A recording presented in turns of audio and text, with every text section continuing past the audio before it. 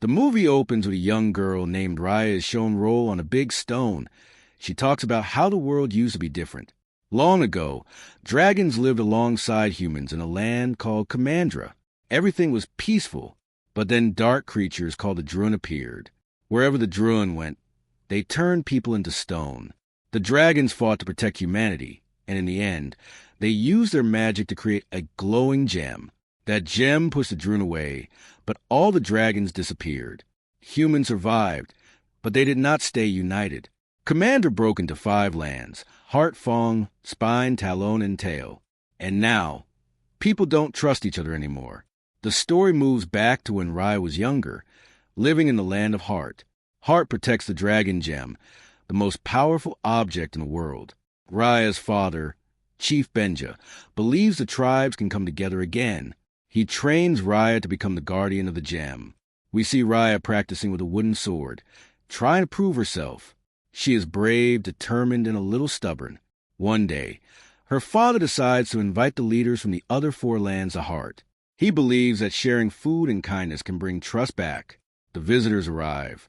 Each tribe feels different. Fong looks calm but sharp. Spine looks tough and serious. Talon seems clever and sneaky. Tail looks rough and wild. Raya is excited but careful. She meets a girl from Fong named Namari. At first, Namari seems friendly. They talk about dragons, and Namari says she loves dragons too. She even gives Raya a small dragon pendant as a gift. Raya feels like she has made a real friend. For a moment, it feels like peace is possible, but that feeling doesn't last. Namari secretly follows Raya to the room where the dragon gem is kept. Raya shows her the gem pieces proudly, trusting her. But suddenly, Namari reveals her true plan. She tries to steal a piece of the gem. Raya fights back. The struggle causes the gem to break into several pieces. As soon as it shatters, a dark mist spreads through the air. The Druin return. Chaos explodes. Everywhere, the Druin begin turning people into stone. Raya runs through the village as people scream and try to escape. Her father fights bravely, holding the Druin back. In the middle of the panic, Chief Benja throws Raya into the river to save her. Just before he turns to stone, he tells her to be strong. Raya watches helplessly as her father becomes a statue. The world falls apart again. 6 years pass. Raya is now older, stronger, and alone. She travels across the empty lands of Commander with her pet Tuk-Tuk, who has grown into a giant, armadillo-like creature she can ride. Raya's goal is simple: find the last dragon, Sisu. She believes that Sisu can bring back the magic and fix everything. Raya reaches a shipwreck in the land of Tail. She enters a hidden chamber filled with water and statues of dragons. She finds a small glowing dragon gem piece and places it in a stone dragon statue. At first, nothing happens. Then suddenly, water swirls around her and a bright blue dragon appears. But Sisu is not what Raya expected. Instead of being majestic and serious, Sisu is funny, awkward, and full of energy. She talks fast and makes jokes. Raya is shocked, but also relieved. Sisu explains that she didn't create the gem alone. All the dragons trusted her and gave her their magic. That trust is what made the gem powerful. Raya doesn't care about the lesson. She just wants to collect the gem pieces and defeat the Druin. When Sisu uses her power, she can push the Druin back with a glowing shield. But she needs all the gem pieces to fully restore the magic. Their journey begins. First, they travel to the land of Talon, a floating market city filled with boats and narrow streets. Raya dresses up a blend-in, but she is quickly tricked by a clever baby con artist named Noi and her monkey-like friends. During the chaos, Raya manages to get another gem piece from the Talon chief.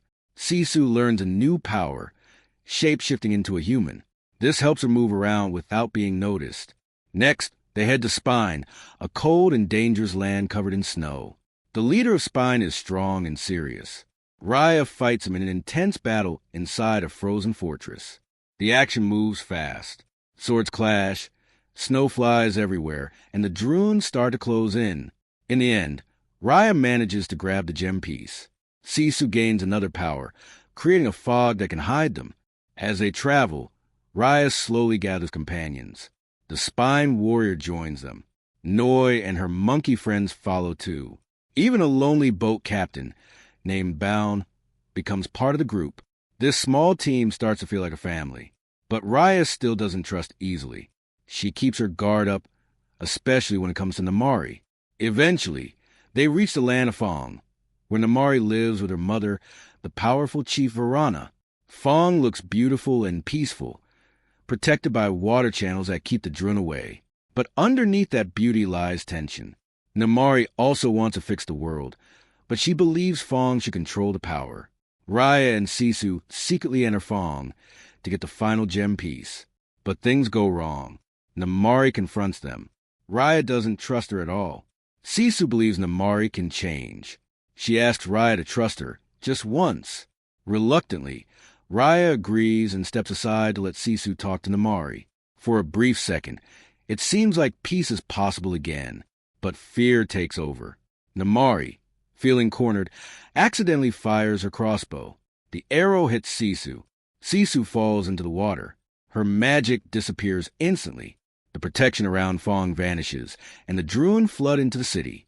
People start turning into stone again. Raya is heartbroken and furious. She blames Namari completely. In anger, she chases her through the collapsing city. Their fight is fast and emotional.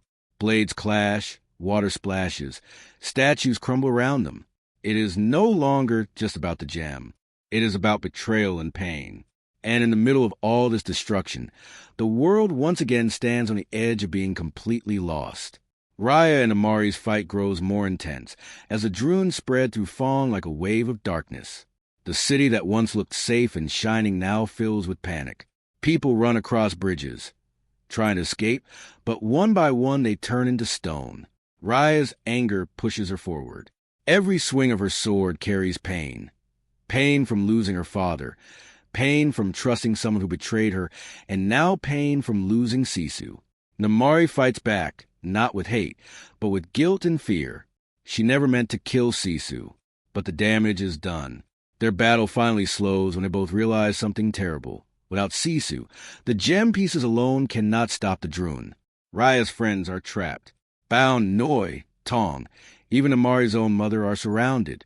One by one, they sacrifice themselves to give Raya time. Tong steps into the dark mist and turns to stone. Baun follows. Noi and her Anjas freeze in place. Chief Varana becomes a statue as well. Soon, only Raya and Amari are left standing, holding different pieces of the broken dragon gem. Raya breathes heavily. The world around her is almost completely stone. The Druun close in from every side. She looks at Namari with deep frustration. Everything inside her says not to trust this girl. Every bad memory screams at her. But then she remembers what Sisu said, that the dragons trusted her, and that trust is what saved the world once before. Raya understands something painful in that moment. Trust doesn't start when someone proves they deserve it. It starts when someone chooses to give it. The Druun move closer. There is no more time. Raya slowly places her gem piece into Namari's hands. She steps back. She does not say a long speech. She does not argue. She simply makes a choice. Namari is shocked.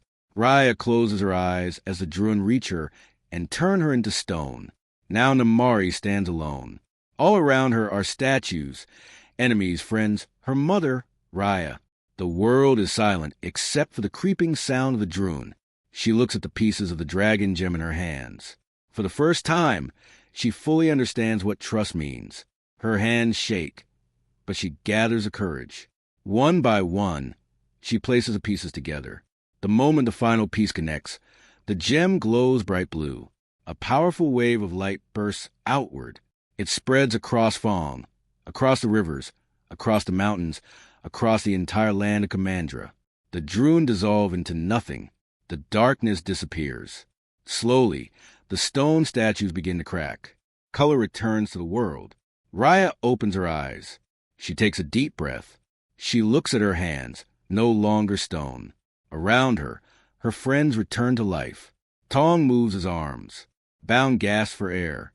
Noi smiles. Chief Arana comes back, shocked but safe. Everyone is confused at first, then relieved. Water begins to swirl in the air. A familiar blue dragon shape forms above them. Sisu returns, glowing and graceful. This time she looks stronger, calmer. She smiles at Raya, proud but gentle. The other dragons appear behind her, rising from the water and sky like spirits returning home. The world feels alive again. The gem floats upward and breaks apart. Its job finally complete. The dragon's magic spreads naturally across the land instead of being trapped in stone. Commandra is no longer divided by fear. Time passes. The lands begin to reconnect. Rivers flow freely between heart, fang, spine, talon, and tail. People from different tribes meet without weapons in their hands.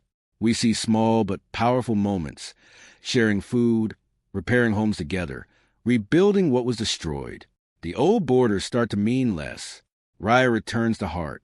The stone dragon statue where she once sat is no longer lonely. This time, it stands as a memory of what was lost and what was found again. Chief Benja is alive once more. When he sees Raya, his face softens. He hugs her tightly. There are no big speeches, no dramatic music swelling loudly, just a quiet moment between father and daughter who survived so much. Raya's small group of friends stand nearby, no longer strangers from different tribes, but family. Namari stands at a distance at first, unsure if she belongs. Raya looks at her for a moment. The pain is still there, but it is no longer sharp. Slowly, Raya steps forward and nods. Sisu flies across the sky, playful again, splashing through rivers and clouds. The dragons are back, but more importantly, trust is back. Not perfect trust, not easy trust, but real trust built from risk and choice.